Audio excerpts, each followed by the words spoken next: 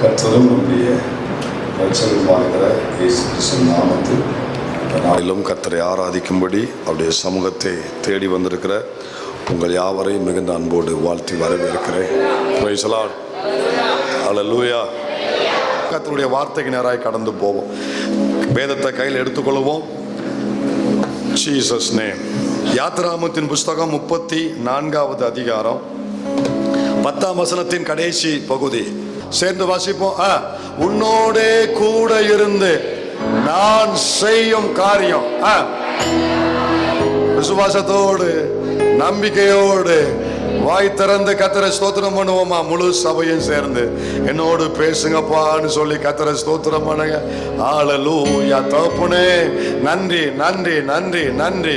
இதுவரை உம்முடைய சமூகத்தில் வந்து நாங்கள் வெறுமையாய் போகவே இல்லப்பா. வரும்போதெல்லாம் பேசுகிறவர், எங்களோடு பேசுகிறவர், எனக்காகவே ஊழியக்காரனின் வாயை திறக்கிற கர்த்தர், எனக்காகவே வார்த்தை அனுப்புகிற தேவன். நான் எந்த நிலைமையில் வந்தாலும் என் நிலைமை அறிந்த ஆண்டவர், என்னோடு பேசி என்னை உயிர்ப்பித்த தேவன். இந்த ஆலயம், இந்த உம்முடைய சமூகம் பல முறை எங்களை உயிர்ப்பித்த இடம் ஐயா. இந்த காலை நேரத்தில் எதிர்பார்ப்போடு வந்திருக்கிறவர்கள் மட்டும் வாயை திறந்து ஸ்தோத்திரம் பண்ணுங்க. மற்றவங்க கொஞ்சம் அமைதியா இருந்துக்கோங்க. எதிர்பார்ப்போடு வந்திருக்கிறவங்க மட்டும் ஹல்லேலூயா என்னோடு பேசுங்கப்பா. எனக்கு வேண்டிய வார்த்தையை தாங்கப்பா. என் பிள்ளைக்கு வேண்டிய வார்த்தையை தாங்கப்பா. என் குடும்பத்துக்கு வேண்டிய வார்த்தையை தாங்கப்பா. நல் வார்த்தைகள் ஒன்றாகிலும் தரையில விழ விடாத தேவன், அனைத்தையும் நிறைவேற்றுகிற தேவன், என்னை கரை சேர்க்கிற கர்த்தர். எத்தனை புயல் வந்தாலும் கடல் கொந்தளித்தாலும் என் வீடு விழுவது இல்லை, உன் குடும்பம் விழாது. வறண்ட நிலத்தில் ஆறுகளை ஊற்றுகிறவர், வறண்ட நிலம் போல வந்திருக்கிற இந்த பிள்ளைகள் வாழ்க்கையில ஆவியானவருடைய ஆறுகள் புரண்டோடும்படி நாங்கள் ஜெபிக்கிறோம்ப்பா. இயேசுவின் நாமத்தில் பிதாவே, ஆமென். உன்னோட கூட இருந்து நான் செய்யும் காரியம். ஆண்டவர் இந்த வசனத்திலிருந்து பல வாரங்கள் நம்மோடு பேசுறார்.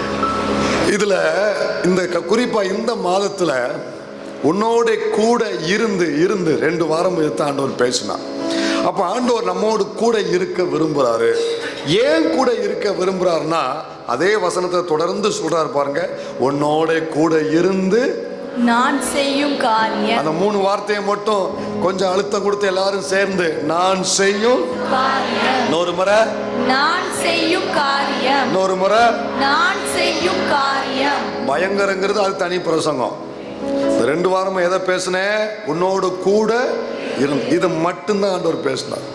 இப்போ இன்னைக்கு என் கூட இருக்கிறாரு. ஏன் இருக்கிறாங்க? இப்போ நீங்க என் கூட இருக்கிறீங்க, கொஞ்ச நேரம் இருக்கிறீங்க, நான் உங்க கூட கொஞ்ச நேரம் இருக்கிறேன். ஏன் இருக்கிறேன்? நான் உங்களுக்கு ஊழியம் செய்ய இருக்கிறேன்.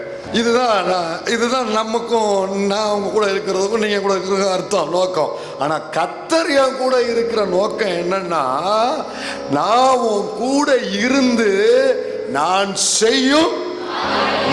செய்யும் ஏதோ ஒன்றை தேவன் என்னை கொண்டு செய்ய விரும்புகிறாரு. அவர் என்னை கொண்டு செயல்பட விரும்புகிறாரு. அவர் என்னை கொண்டு செய்வதற்காக, செயல்படுவதற்காக என் கூட இருக்கிறேன் கர்த்தர் வாக்கு பண்றாரு. அப்பனா ஒன்னு புரிந்து கொள்ளுங்க, நான் கர்த்தருக்கு தேவை. 5 பேர் ஆமென் சொல்லியிருக்காங்க. அவங்களுக்காக கர்த்தருக்கு தோத்திரம். ஆண்டவரே, நாங்கள் உமக்கு தேவையப்பா. ஒன்ன புரிந்து கொள்ளுங்க, இந்த பூமியில தேவன் செயல்படுவதற்கு அவருக்கு நீங்களும் நானும் தேவை. கர்த்தருக்கு நீங்களும் நானும் தேவை. ஆமென் சொல்றவங்கள கர்த்தர் பயன்படுத்துவார். அவருக்கு நீங்களும் நானும் தேவை. நம்ம இல்லாம தேவன் செயல்பட விரும்பவில்லை.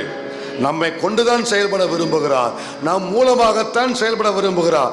நம்மை கொண்டு, ஆனால் அவருக்காக அவர் செயல்பட விரும்புகிறார். ஒவ்வொரு காலகட்டத்திலையுமே ஆண்டவர் செயல்படுவதற்கு சிலரை அழைப்பார். அவர் செயல்படுவதற்கு அவர் ஆட்களை தேடுவார்.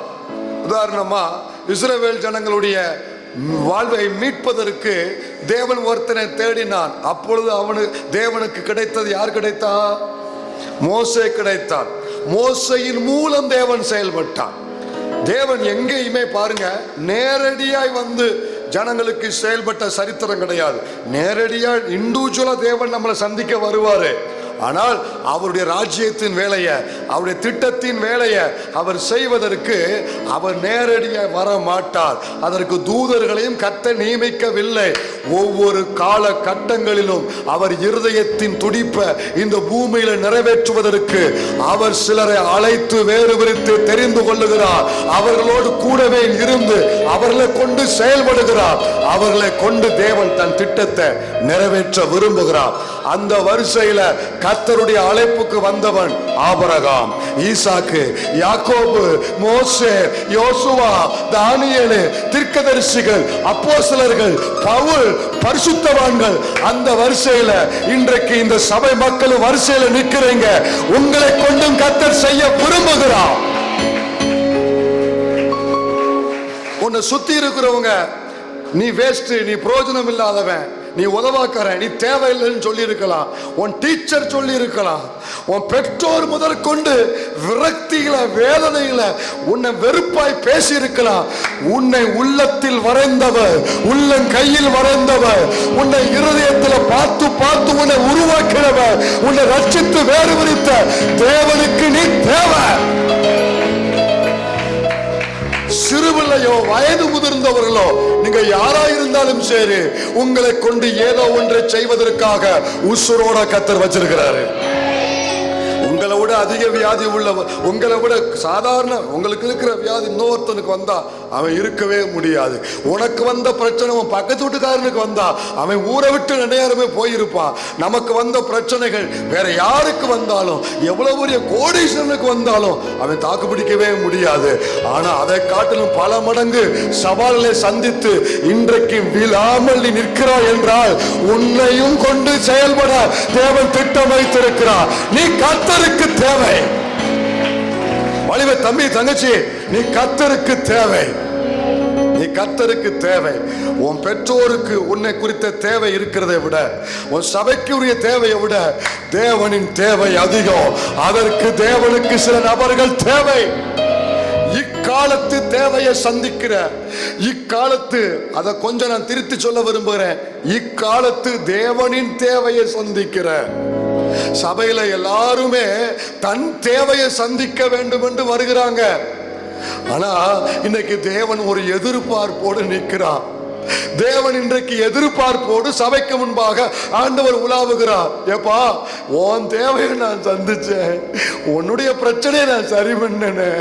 ஆனா ஒண்ணு புரிஞ்சுக்கோ, ஒருவேளை இன்னும் சரி ஆகட்டாலும் அதற்கான வாக்கு உனக்கு நான் கொடுத்திருக்கிறேன். நேரம் வரும் பொழுது அது நிறைவேறும் இல்லையா? ஆனா இன்னைக்கு எனக்கு ஒரு தேவை உண்டு, என் ராஜ்யத்துக்கு ஒரு தேவை உண்டு, என் தரிசனத்துக்கு ஒரு தேவை உண்டு. இக்காலத்தில் உள்ள தலைமுறைகளுக்கு தேவனுடைய தேவையை சந்திப்பதற்கு இன்றைக்கு தேவனுக்கு ஆட்கள் தேவை. படிச்சிருக்கணும், நல்ல அறிவு இருக்கணும், நல்ல அவங்க ஹேண்ட்ஸமா இருக்கணும், எல்லா விதத்திலையும் அவங்க பர்சனாலிட்டியா இருக்கணும். அப்படிலாம் இல்லை, அப்படிலாம் இல்லம்மா, அப்படிலாம் இல்லை. என் தேவையை சந்திக்க யாரு வாரான்னு கர்த்தர் ஒரு அழைப்பு உனக்கு கொடுக்கும் பொழுது வாய் திறந்து ஆமேன் சொல்றவன் மட்டும்தான் கர்த்தருக்கு வேணும். தேவன் யாரை பயன்படுத்துவார், யாரோடு இருப்பார், யாரை கொண்டு செய்வார், யார் மூலம் செயல்படுவார்னா, எப்பா எனக்கு ஒரு வேலை இருக்கு இந்த பூமியில செய்யும்படி, இந்த ஊர்ல இந்த ஜனங்களுக்கு என் வேலையை செய்யும்படி, அந்த ஊர்ல அந்த ஜனங்களுக்கு என்னுடைய சுவிசேஷத்தை அறிவிக்கும்படி, என் பணியை செய்யும்படி எனக்கு ஒருத்தன் தேவை. எனக்கு ஒரு நபர் வேணும், சுவரை அடைக்கிற ஒரு நபர் வேணும், சுவிசேஷத்தை கொண்டு செல்லுகிற ஒரு நபர் வேணும். உன்னை நான் நம்புறேன், வாரையா? கர்த்தர் உன்னை அழைக்கும் பொழுது மறுப்பு தெரிவிக்காம கையை உயர்த்தி ஆமேன்னு சொல்ற இந்த ஒரு தகுதியை மட்டும்தான் கர்த்தர் கேட்கிறாரு. சொல்லுங்க ஆமேன். ஆண்டவர் அழைக்கும் பொழுது, ஆண்டவர் அழைக்கும் போது ஆமேன்னு சொல்லிடணும். இந்த கூட்டத்தில் யாரை அழைச்சாரு எனக்கு தெரியாது. ஏற்கனவே இன்னும் பல முறை அழைச்சு நீ ஒப்பு கொடுத்து நீ மறுபடியும் அவற்றை வந்து அப்புறம் எங்கேயோ தூரமா போய் மறுபடியும் வந்து தூரமா போய் ஒருவேளை யாரும் தூரமாய் இப்ப இருப்பாயினா, கர்த்தரின் அழைப்புக்கு கீழ்ப்படியாமல் தூரமாய் இருப்பாயினா, இந்த முகவரை செய்தி உனக்காகத்தான். இந்த முகவரி செய்தி உனக்காகத்தான். இந்த செய்தி என் பாயிண்ட்ல இல்ல, புரிஞ்சுக்கோ, இது உனக்காகத்தான். கவனி, நல்லா கவனி. உன்னை பலமுறை தேவன் அழைத்தாரு, பலமுறை அழைத்தாரு. வந்த திருப்பி தூரமா போயிட்ட. இப்பயும் நீ தூரமா தான் இருக்கிற. இப்பயும் இரக்கமுள்ள தேவன் உனக்காக இந்த அழைப்பை கொடுக்கிறார். உன் கூட இருக்க விரும்புகிறேன், உன்னை கொண்டு செய்ய விரும்புகிறேன். நான் நினைச்ச ஒரு தூதனை அனுப்பி வேலையை முடிச்சிடலாம், உன் இடத்துல இன்னொரு ஆளை எழுப்பி நான் வேலையை முடிச்சிடலாம். நான் விரும்பல. உன்னை அந்த பூமியில பிறக்க வைக்கும் பொழுது உன்னை கொண்டுதான் அந்த வேலையை செய்யணும்னு நான் திட்டம் பண்ணி அன்னைக்கே பிக்ஸ் பண்ணிட்டேன். அதை உன்னை கொண்டு மட்டும்தான் செய்யும்படி நான் விரும்புகிறேன். நான் அதற்காக காத்திருக்கிறேன். வந்துரு. இந்த கூட்டத்தில் எங்க உட்கார்ந்து இருந்தாலும் சரி, செய்தியை கேட்கும் பொழுதே நீ முழங்கால் போட வேண்டாம், கண்ணம் போட வேண்டாம். ஆனா இருதயத்துக்கு ஒரு ஜபம் ஓடிக்கிட்டே இருக்கணும். உங்க அழைப்பை கனப்படுத்துகிறேன். இவ்வளவு நாளா கனவீனப்படுத்திட்டேன், என்ன மன்னிங்க.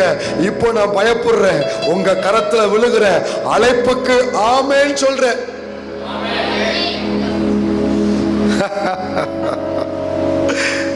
சத்தியத்திலிருந்தே ஒண்ணு சொல்றேன். அழைப்புக்கு என்ன சொல்லணும்?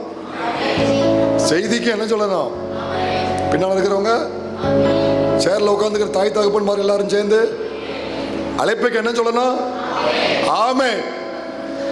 அழைப்புக்கு முதல்ல ஆமேன்னு சொல்லிட்டா சொல்லுங்க, தப்பிச்சேன் தப்பிச்சேன். அப்படி ஆமேன்னு சொல்லலைன்னா, ஒருத்தனுக்கு ஒரு சம்பவம் நடந்துச்சு, என்னன்னு தெரியல, அங்க எழுத்துட்டு போறாரு ஆவியானவர். சொல்லிட்டு வாரேன், கவனிங்க. ஆண்டவர் ஒருத்தனை, கவனிங்க, ஒரு கூட்ட ஜனங்களை மீட்கும்படி எச்சரிக்கும்படி நினிவே என்கிற பட்டணத்தின் ஜனங்களை மீட்பதற்காக, அதுக்குள்ளெல்லாம் போல நேரம் இல்லை, கவனிங்க, எல்லாருக்கும் செய்தி அந்த சம்பவம் தெரியும். நினிவே ஜனங்களை மீட்பதற்காக அன்றைக்கு தேவனுக்கு ஒரு நபர் தேவைப்பட்டது. எத்தனை நபரு? ஒரு நபர். அப்படியே தேடிட்டு வராரு. யார் அனுப்பலாம், யார் அனுப்பலாம், யாரு என் நினைவு என் தேவையை சந்திக்கிறதுக்கு யாரு வாரா, யார் வாரா, யார் வாரா, அப்படியே தேடிக்கிட்டே கர்த்தரின் கண்கள் அப்படியே உலாவிக்கிட்டே வருது. அப்ப அந்த ஊர்ல ஒருத்தனை ஆண்டவர் பார்க்கிறாரு. அவன் பெயர், நீ போனா எலும்புப்பா, நீதான்ப்பா எனக்கு வேணும். அந்த ஜனங்களை மீட்க விரும்புகிறேன், எலும்பு நீதான் வேணும். ஆண்டவர் சொல்லி அனுப்புனாரு. ஆனா அவன் என்ன சொல்லல? ஆண்டவர் அழைக்கும் பொழுது அவன் என்ன சொல்லல? ஆமேன்னு சொல்லல. தம்பி நல்லா கவனிச்சுட்டு வரான், கவனிங்க. கர்த்தர் அழைக்கும் பொழுது, தம்பி, சகோதரா, சகோதரி, தாய் தகப்பனை கவனிங்க. ஆண்டவர் உணர்த்தும் பொழுது, அழைக்கும் பொழுது உடனடியா யோசிக்காம, கணக்கு போடாம, உடனடியா அங்க இங்க மாம்சத்தோடு ரத்தத்தோடு யோசனை பண்ணாம உடனே என்ன சொல்லணும்? கர்த்தர் அழைக்கும் போது உடனே என்ன சொல்லணும்? ஆனா யோனா சொல்லல. ஆமேன்னு சொல்லாததுனால அவர் என்ன சொல்ல வேண்டியது வந்து தெரியுமா? கடல்ல போறாங்க, கடல் கொந்தல், கர்த்தர் குலுக்க ஆரம்பிச்சாரு, கடலை குலுக்க ஆரம்பிச்சாரு. கடல்ல குலுக்குனா கடல்ல போற கப்பல் என்ன செய்யும்? குலுங்கத்தான் செய்யும். கடல்ல குலுக்குற, அதுவும் பாருங்களேன், ஆண்டவர் எங்க குலுக்குறாருன்னு சொல்றேன். கரையிலேயே குலுக்கல, விழுந்தெஞ்சு வந்துருவான். கரையிலே குலுக்கல, எப்ப சமுத்திரத்தை குலுக்கணும்னு அவருக்கு தெரியும். கொஞ்சம் உள்ள போக விட்டு, கரை தெரியாத நேரத்துல, கண்ணு கேட்டின தூரம் கரை தெரியல, நடு சமுத்திரத்துக்கு கொண்டு வந்துட்டு கர்த்தர் சமுத்திரத்தை குலுக்க ஆரம்பிச்சாரு. தேவனுடைய அழைப்புக்கு கீழ்ப்படியாவிட்டால், கர்த்தருடைய உணர்த்துதலுக்கு உன்னை ஒப்பு கொடுக்காவிட்டால், உன் மாம்ச இச்சையை நிறைவேற்ற தேவனுடைய அழைப்பின் பாதையை விட்டு நீ தொடர்ந்து பிடிவாதத்தோடு நீ போய் கொண்டிருப்பாயானால், எங்க சமுத்திரத்தை குலுக்கணும்னு கர்த்தருக்கு தெரியும். கரெக்டா நீ அங்க போய் நின்ன உடனே சமுத்திரத்தை குலுக்குவாரு, கப்பல் குலுங்கும். தேடி பிடிச்சி வந்தாண்டா காரணம். நல்ல வேளை உண்மையை ஒத்துக்கிட்டான். உண்மையை ஒத்துக்கிட்டு சமுத்திரத்தை தூக்கி போடுறாங்க. கொஞ்சம் கற்பனை பண்ணி பாருங்க, தூக்கி போடும்போது என்ன சொல்லியிருப்பான்? என்ன சொல்லியிருப்பான்? ஐயோ என்ன சொல்லியிருப்பான்? ஒரு நமக்கு ஒரு கஷ்டம் வருது, திடீர்னு ஐயோ ஐயோ வருதா இல்லையா, ஐயோ வருதா இல்லையா, வருதா இல்ல. அழைப்புக்கு ஆமென் சொல்லாவிட்டால் ஐயையோ சொல்லக்கூடிய சூழ்நிலை நேரிடும். இந்த சபையில யாருக்கும் இது நேரிடக்கூடாது என்பது என் ஜெபம். அப்படின்னு சொல்லிட்டு நான் செய்திக்குள்ள போறேன். அப்ப இது என்ன பாஸ்டர்? இது உனக்கான செய்தி, சபைக்கான செய்தி. நான் வரலன்னோ சொல்லுங்க என் கூட சேர்ந்து. அழைப்புக்கு ஆமென் சொல்லாவிட்டால் ஐயையோ சொல்லக்கூடிய நிர்பந்தம் வரும். அதை விடுன்னு சொல்றாருல, விட்டுறணும். அது வேண்டான்னு சொல்றாருல, வேண்டாம். தூக்கி போடுன்னு சொல்றாருல, கை வைக்காதன்னு சொல்றாருல, பேசாதன்னு சொல்றாருல, இனி அதை குடிக்காதன்னு சொல்றாருல, அதை வேண்டான்னு சொல்றாருல, விட்டுறணும். இதுக்கு நான் ஆமென் அங்கிருந்து எதிர்பார்த்தேன்.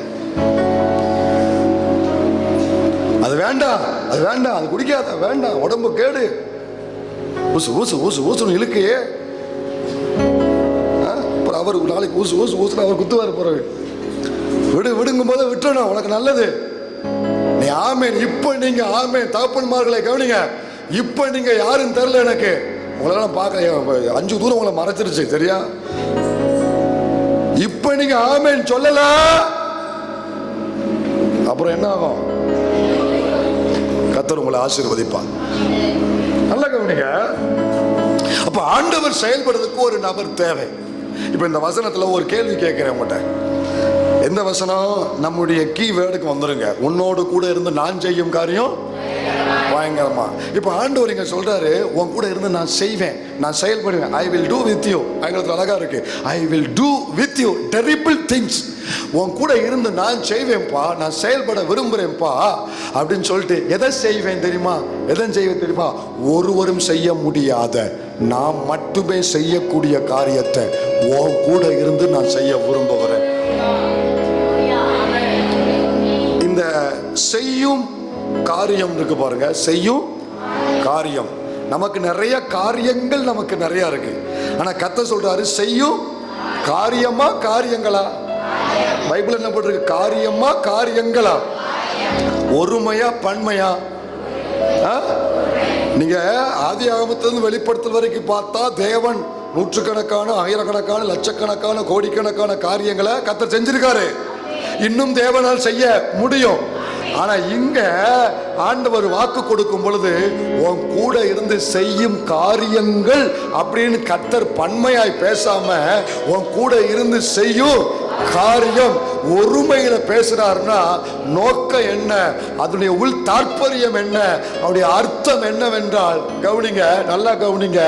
நான் எப்படிப்பட்ட காரியத்தை நான் செய்வேன்னா, யாருமே செய்ய முடியாத காரியத்தை, என்னால் மட்டுமே செய்யக்கூடிய காரியத்தை நான் செய்வேன்.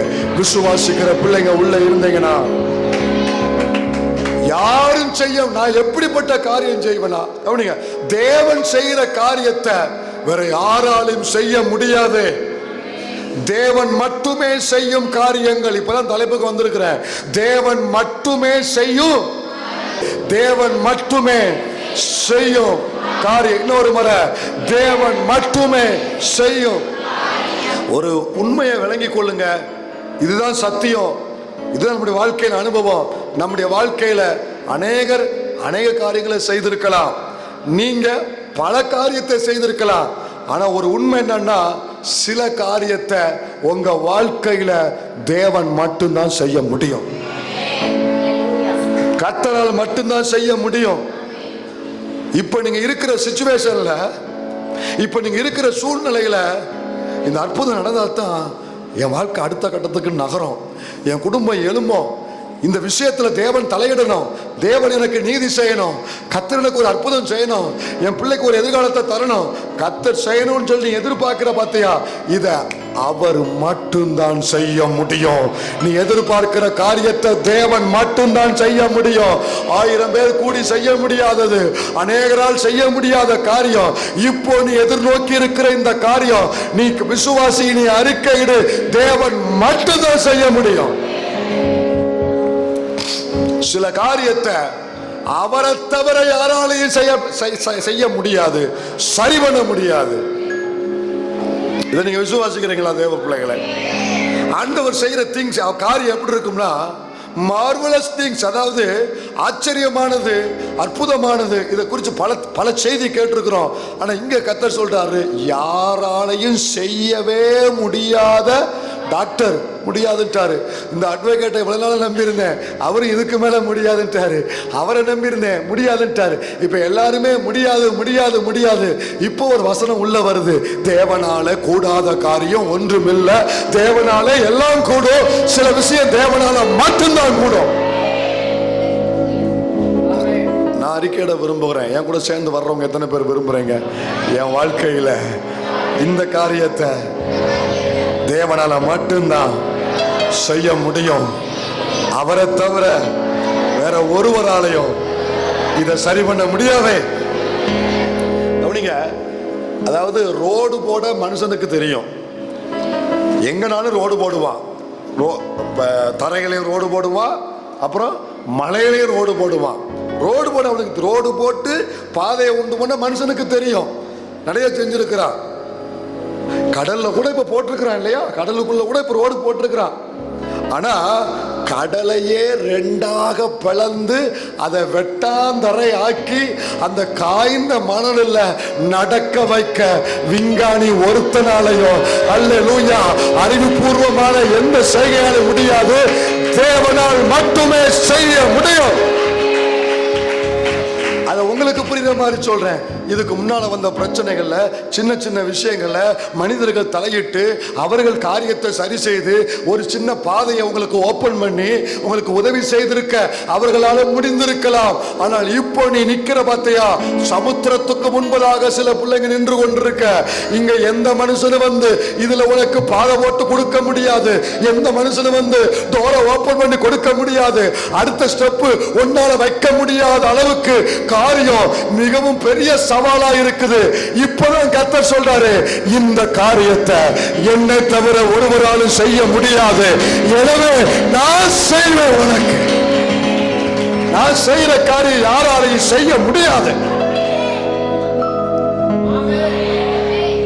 எந்த தேவ பிள்ளைங்க எப்படிப்பட்ட சூழ்நிலை இருக்கிறீங்களோ நல்லா கவனிச்சுக்கோ. நிச்சயம் நம்ம வாழ்க்கையில, கடந்த கால வாழ்க்கையில மனிதர்களால சில உதவிகளை பெற்றுதான் நம்ம வந்திருக்கிறோம். சில மனிதர்கள் நம்ம வாழ்க்கையில உதவி செஞ்சது உண்மைதான், ஒத்துக்கிறீங்களா இல்லையா? சில மனிதருடைய உதவியினால வாழ்ந்தது உண்மைதான். அந்த சூழ்நிலையில அவங்க உதவி செய்யாவிட்டா என் நிலைமை ரொம்ப மோசமா இருக்கிறது உண்மைதான். அவர்கள் உதவியினால தான் நான் தாண்டி வந்தேன், உண்மைதான் உண்மைதான். ஆனா இப்போ நடக்க போகிற காரியம் என்ன தெரியுமா? யாராலையும் செய்யவே முடியாத, யாரும் செய்ய முன் வராத அப்படிப்பட்ட எல்லையில நான் நிற்கிறேன். இப்போ தேவன் மட்டும்தான் இதை செய்ய முடியும், தேவன் மட்டும்தான் பிளக்க முடியும். சிவந்த சமுத்திரத்தை இரண்டாக பிரித்தவரை துதியுங்கள், அவர் கிருபை. எல்லாத்தையும் பிரிச்சிருவான். ஆனா நான் நிற்கிறது இப்ப சமுத்திரம், இதை யாராலையும் பிரிக்க முடியாது அவரை தவிர. நீங்க யாரெல்லாம், நீங்க யாரெல்லாம் இதுக்கு மேல மனிதர்களுடைய உதவி எனக்கு எந்த விதத்திலும் எனக்கு உதவி செய்யாது, எந்த மனுஷனும் என் குடும்ப காரியத்தை சரி பண்ண முடியாதுங்கிற நிலைமைக்கு நீங்க வந்திருக்கிறீங்களோ, அப்படிப்பட்ட பிள்ளைகளுக்கு தான் கர்த்தர் பேசுறாரு, இது தேவன் மட்டும்தான் செய்ய முடியும், தேவனால மட்டும்தான் செய்ய முடியும். அல்லேலூயா. எங்க இங்க இருந்து சேட்டலைட்ல அனுப்பலாம், இங்க இருந்து சந்திராயன் 1, 2, 3, 5, 10, 15 அனுப்பலாம். இது எல்லா நாடும் செய்யுது. இது அமெரிக்கா செய்யுது, ரஷ்யா செய்யுது, சீனா செய்யுது, இந்தியா செய்யுது, எல்லா நாடும் செய்யுது. எல்லாரும் செய்ய சொல்லுங்க, மனிதர்கள் எல்லாரும் செய்யக்கூடியவைகளைத்தான் செய்து கொண்டு இருக்கிறார்கள். என் தேவனோ ஒருவராலும் செய்ய முடியாதவை எனக்கு செய்கிறவர் மன்னாவே, அவரை தவிர ஒருவராலும் வசிக்க பண்ண முடியாது. தேவாலயத்துல அப்போஸ்தலர் 3ஆம் அதிகாரத்துல தேவாலயத்தின் வாசல்ல ஒரு சம்பவம் நடக்கு. தேவாலயத்தின் வாசல்ல அங்க ஒரு மனுஷன் கொண்டு வந்து வாசல்ல வைக்கிறாங்க. ஏதாயி வாசியாத வாசல்ல கொண்டு வந்து வைக்கிறாங்க. அப்பொழுது தன் தாயின் வயிற்றிலிருந்து சப்பானியாய் பிறந்த ஒரு மனுஷனை, யாருங்க இவன்? சப்பானி. சப்பானி என்ன அர்த்தம்? பிறக்கும் போதே கால் இல்லை, கால் இருந்துச்சு, நடக்க முடியாத அளவுக்கு அவன் பலவீனமானவன். சுமந்து கொண்டு வந்தார்கள். அவனை எப்படித்தான் கொண்டு வரணும்? சுமந்து கொண்டு தான் வர முடியும். தேவாலயத்திலே பிரவேசிக்கிறவர்களிடத்தில் பிச்சை கேட்கும்படி. சரி, இப்போ என்ன கவனிங்க, இவனுடைய டெய்லி வேலை என்னங்க? பிச்சை கேட்கறது. இப்ப சர்ச்சுக்குள்ள வர்றவங்கிட்ட எல்லாத்தையுமே என்ன கேட்பான்? எல்லாத்தையுமே அது வரைக்கும் பிச்சை கேட்டான். பிச்சை கேட்டு அவன் வாழ்ந்திருக்கிறான் இல்லையா? இது வரைக்கும் எல்லாரும் அவனுக்கு பிச்சையும் கொடுத்திருக்கிறாங்க, இதெல்லாம் வாழ்ந்திருக்கிறான். ஆனா எல்லாரும் கவனிங்க, பேதுருவும் யோவானும் வாராங்க, நடந்த அற்புதம் நமக்கு தெரியும். அவனை நோக்கி பார்க்கிறான். அவங்க சொல்றாங்க, என்னை நோக்கி பார், வெள்ளியும் பொண்ணு இடத்துல இல்ல, நசரேயனாகிய இயேசுவின் நாமத்துல எழுந்து நட. கையை பிடிச்சு தூக்கி விட்டா, உடனே எழுந்து குதித்து தேவனை துதித்து ஆலயத்துக்குள்ள போனான். இப்ப என்ன கவனிக்கணும். எல்லாராலும் பிச்சை மட்டும்தான் போட முடிஞ்சிச்சு. அந்த ஒரு நேர சாப்பாட்டுக்கு அவனுக்கு உதவி செய்ய முடிஞ்சிச்சு. வந்த அத்தனை மனுஷர்கள், எத்தனை பேர் வரட்டும், ஐஸ்வர்யா வந்தான், பெரிய மனுஷன் வந்தான், சாதா, எல்லாராலும் அவனுக்கு பிச்சை மட்டும்தான் போட முடிஞ்சிச்சு. அதை தாண்டி அவர்களால் அவனுக்கு உதவி செய்ய முடியல. ஆனா இயேசு என்கிற நாமமுள்ள தேவனுடைய குமாரனாகிய இரட்சகர், அவர் ஒருவர் மட்டும்தான் அவனுக்கு பிச்சை போடல, முடங்கி போன கால்களை உயிரடைய வைத்து, எலும்புகளை பலன் கொள்ள வைத்து, நரம்புகளை பலன் கொள்ள வைத்து அவனை மறுபடியும் தூக்கிவிட்ட தெய்வம், குதித்து தேவனை துதிக்க வச்ச தெய்வம். நான் கேட்கிறேன், இத அங்கிருந்த ஒருவராலையும் செய்ய முடியல. தூக்கிட்டு தான் வர முடிஞ்சிச்சு, பிச்சை தான் போட முடிஞ்சிச்சு. ஆனா இந்த வேலையை ஒருவராலும் செய்ய முடியல. ஒன்று சொல்லட்டுமா, இப்போ நீ நிக்கிற நிலைமையில உன்னை தூக்கி விடுகிற இந்த செயலை தேவனை தவிர ஒருவரும் செய்ய முடியாது. உன் காலில் உன்னை நிற்க வைக்கக்கூடிய இந்த அற்புதத்தை கர்த்தர் ஒருவர் தவிர ஒருவராலையும் உனக்கு செய்ய முடியாது. ஒரு எதிர்பார்ப்போடு ஜபத்தோடு கேட்டுக்கொண்டு இரு. இந்த செய்தி நேரத்திலேயே வார்த்தவும் வாழ் ஒன்று இருதயத்தில் போகும் பொழுது கர்த்தரின் வல்லமும் எல்லைக்குள்ள பாய்ந்து போகும்.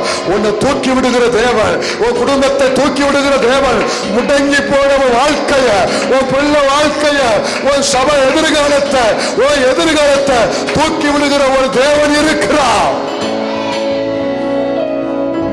தூக்கி விடுவா.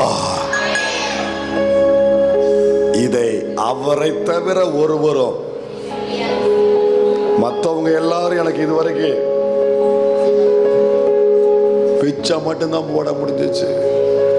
ஆனால் என்னை குதித்து தேவனை துதிக்க வைக்கிற அற்புதத்தை, முடங்கி போன என்னை தூக்கி விடுகிற அற்புதத்தை தேவனை தவிர யாராலையும் செய்ய முடியாது.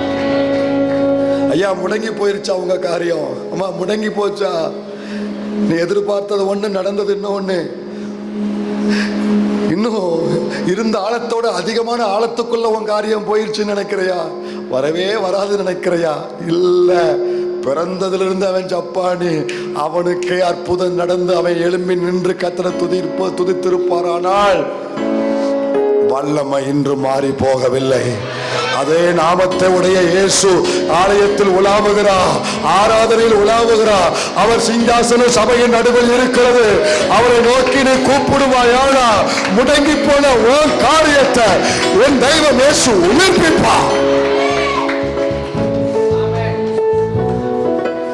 பிரச்சனை எங்க இருக்குன்னா, அதை மட்டும் சொல்லி முடிச்சிருந்த, பிரச்சனை எங்க இருக்குன்னா, எப்படிங்க, மனுஷன்ட்ட பிச்சை மட்டும் தான் கேட்கணும். மனுஷன்ட்ட பிச்சை மட்டும் தான். புரியுற மாதிரி சொன்னா பர்த்திமை கூடன். இப்போ நீங்க அங்கே போக வேண்டாம். என்ன கவனிங்க, பர்த்திமை கூட எத்தனை பேருக்கு தெரியும்? என்னங்க, அவன் வீட்டு பக்கத்துல நீங்க இருந்தீங்களா? பர்த்திமை கூடன். அந்த இயேசு அங்க நடந்து வரும் பொழுது எல்லாரும் அவனை கண்டிக்கிறாங்க, அவனை கொட்டுறாங்க இல்லையா? அவன் பிச்சை கட்டுக்கிட்டு இருக்கான், பிச்சைக்காரன் பிச்சை வாங்கிட்டு இருக்கான் கூடன். இயேசு அவனை கூப்பிடுறாரு. கூப்பிட்ட உடனே அவன் ஒரு கேள்வி கேட்கிறாரு, நான் உனக்கு என்ன செய்ய வேண்டாம்? என்ன கேட்கிறாரு ஆண்டவர்? அவன்கிட்ட என்ன கேட்கிறாரு? நான் உனக்கு, நம்மள என்ன செய்யிருப்போம்? 2 மாசம் டிவி கட்டாம இருக்க ஆண்டவரே, 3 மாசம் வாடகை கட்டாம இருக்க ஆண்டவரே, ஏதாவது பார்த்து ஒரு ஜிபே பண்ணி விடுங்க, இதான் என் நம்பரு, கொடுத்துட்டு வந்துருப்பேங்க இல்லையா? அவன் ஆண்டவர்கிட்ட போய் இந்த இருக்கான் பாருங்க அவங்க சீசன் 5 ரூபா தான் போட்டான், நீங்க ஏதாவது ஒரு 500 ரூபா போடுங்க அப்படின்னு கேட்டானா? ஆண்டவர்கிட்ட என்ன கேட்டான்? நான் பார்வை. இவன் குருடனா இருந்தாலும் யார்கிட்ட என்ன கேட்கணும்னு தெரிஞ்சிருக்கு. மனுஷன்ட்ட பிச்சை கேட்டான், ஆண்டவர்கிட்ட பிச்சை கேட்கல, எனக்கு பார்வை வேணும்.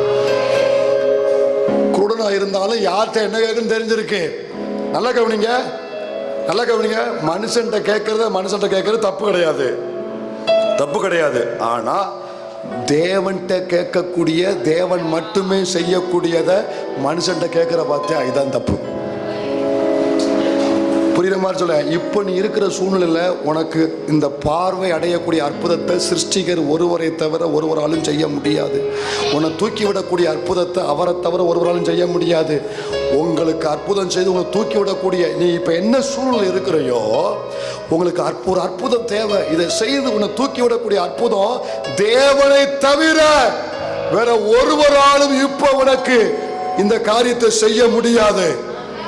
ஆனா இதை நீ விசுவாசிக்காம, இதை அவர்கிட்ட கதறாம, அங்க இங்க அவரு இவரு தெரிஞ்ச எல்லா நம்பரையும் கூப்பிடுற பார்த்து, இதான் தப்பு. அவன் எல்லாத்தையும் பிச்சை கேட்டான், ஆனா இயேசுவிடத்திலையோ பார்வை கேட்டான். அவனுக்கு தெரியும், டேய் உங்களால எனக்கு 10 ரூபா பிச்சை மட்டும்தான் போட முடியும், ஆனா இவரோ என் கண்ணை திறக்கும் கர்த்தர், என் குருட்டு கண்ணை திறக்கிற கர்த்தர், இவரால மட்டும்தான் செய்ய முடியும். அப்ப அவனுக்கு அந்த நம்பிக்கை இருந்திருக்கு. என்ன நம்பிக்கை? இவரால மட்டும்தான் என் கண்ணை திறக்க முடியும். இப்போ ஒரு நம்பிக்கை உனக்குள்ள கடந்து வருவதாக, என் ஆண்டவரால மட்டும்தான் இதை சரி பண்ண முடியும், அவரை தவிர வர ஒருவராலையும் சரி பண்ண முடியாது. நம்ம எல்லாரும் இங்கதான் வீக். நம்ம எல்லாரும் எங்க வீக்கு? அவர்கிட்ட கேட்க வேண்டியத ஊரெல்லாம் கேட்டுக்கிட்டு இருக்கோம், கண்டவங்கட்டெல்லாம் கேட்டுக்கிட்டு இருக்கோம், வர்ற போறவங்கட்டெல்லாம் கேட்டுக்கிட்டு இருக்கோம். உன் பிரச்சனைய, உன் தேவைய சபைய தேவ சமூகத்தை தவிர அவர் எங்கேயும் வாய் திறக்காத. கண்டவங்கட்டெல்லாம் உன் பிரச்சனையை சொல்லாத, அசிங்கம் வேண்டாம். உழுன்னு கேட்டுட்டு அவனே உன்னை காயப்படுத்துவாங்க. உழுன்னு கேட்டுட்டு உதவி செய்யன்னு சொல்லிட்டு அவனே நாளைக்கு உன்னை காயப்படுத்துவான். தேவனை தவிர அவர்கிட்ட கேட்க வேண்டியதை அவர்கிட்ட மட்டும் கேட்டு போலாங்க. சில ஆட்களுடைய வாழ்க்கையில விரக்தி ஏன் வருதுன்னு சொல்றேன், கவனிங்க. இதை மட்டும் சொல்லி முடிக்கிறேன். அவர்கிட்ட கேட்க வேண்டியதை அவர்கிட்ட கேட்காம மனுஷன்கிட்ட கேட்டா, அப்படி மனுஷன்கிட்ட கேட்டு கிடைக்காததுனால தான் நிறைய பேர் வாயில என்ன வருது தெரியுமா? பேசாம செத்து தொலைஞ்சிடலாம் போல, இந்த வாழ்க்கை வாழணுமா, செத்துடலாம் போல இருக்கு, செத்துடலாம் போல இருக்கு. கிருபை பெற்றவ, அபிஷேகம் பெற்றவ, ரட்சிக்கப்பட்டவ, ஆண்டுடைய வார்த்தையை சுமக்கிறவ, தேவனை ஆராதிக்கிற பிள்ளை, துதிக்கிற பிள்ளை, உன் வாயிலிருந்து என்ன வார்த்தை வருது? செத்துடலாம் போல இருக்கு. நான் பைபிள் வசனம் இல்லாம எதையும் பேச மாட்டேன், சரியா? ராகேல், வசனம் எடுக்க வேண்டாம், ராகேல் அக்கா பிள்ளை பக்கிறான்னு தெரிஞ்ச உடனே, இவளுக்கு ஒரு பிள்ளை கூட வல்லன்னு தெரிஞ்ச உடனே இவளுக்கு வேதனை, கோபம், உச்சக்கட்டம். உடனே புருஷன்ட்ட வந்து யாக்கோபிட்ட வந்து சொல்லுவா, எனக்கு பிள்ளை கொடு, இல்லை என்றால்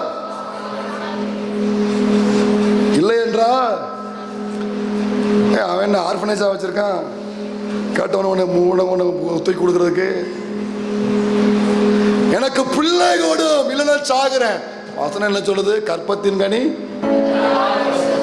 அப்ப இது யாரால மட்டும்தான் செய்ய முடியும்? இந்த தெளிவு இல்லாதனால தேவனால் வரக்கூடிய ஒரு ஆசீர்வாதத்தை தேவனிடத்துல கேட்காம மனுஷனிடத்துல கேட்டு அந்த வேதனையில அவ வாயில என்ன வார்த்தை வருது? இப்ப புரிஞ்சுதா ஏன் இந்த வார்த்தை உங்களுக்கு வருதுன்னு? புரியுதா? புரிஞ்சு பாக்குறீங்களா? ஏன் அடிக்கடி விரக்தியில அவிசுவாசமான வார்த்தை உங்களுக்கு வருதுன்னு புரியுதா? எப்பெல்லாம் இப்படிப்பட்ட வார்த்தையை நீங்க பயன்படுத்துறீங்களோ கொஞ்சம் ரீவைண்ட் பண்ணி பாருங்க. தேவன்கிட்ட கேட்க வேண்டியதை நீங்க மனுஷன்கிட்ட கேட்டு சோர்ந்து போயிருக்கிறீங்க. தேவனிடத்துல சொல்ல வேண்டியதை மனுஷன்கிட்ட சொல்லி நீங்க நஷ்டப்பட்டு இருக்கிறீங்க. இப்ப நீங்க ஒரு முடிவு எடுக்கணும். என்ன முடிவு தெரியுமா? என் விஷயத்துல உங்களை தவிர ஒருவராலையும் இதை சரி பண்ண முடியாது. என்னுடைய மொத்த ஆக்டிவிட்டிஸை நான் ஸ்டாப் பண்ணுறேன். என்னுடைய மற்ற செயல்பாடுகளை நான் நிறுத்துறேன். உங்கள் பாதத்தில் நான் முற்றிலே நான் அர்ப்பணிக்கிறேன். உம்மை தவிர ஒருவராலையும் சரி பண்ண முடியாது.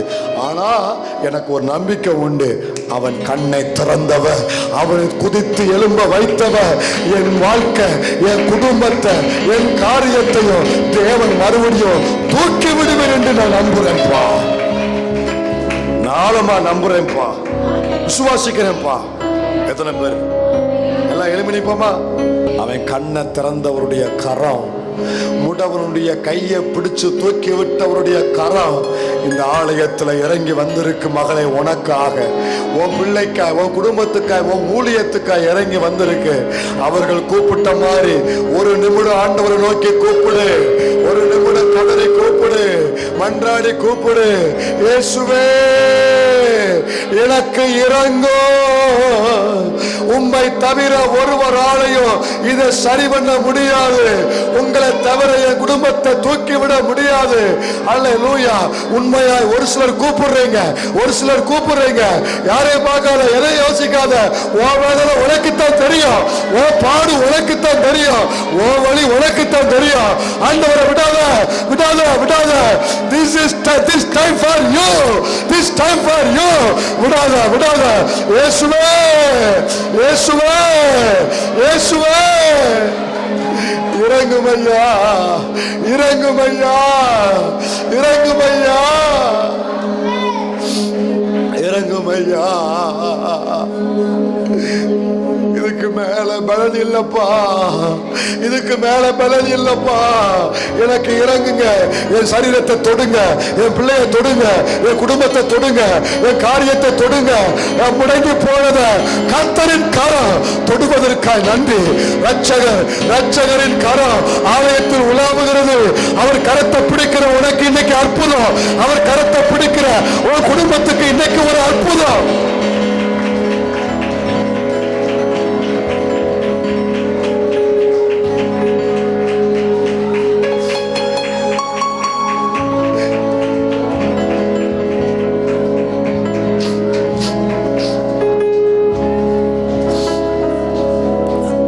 அவன் ஒருத்தனுக்காக அங்க போனவன்.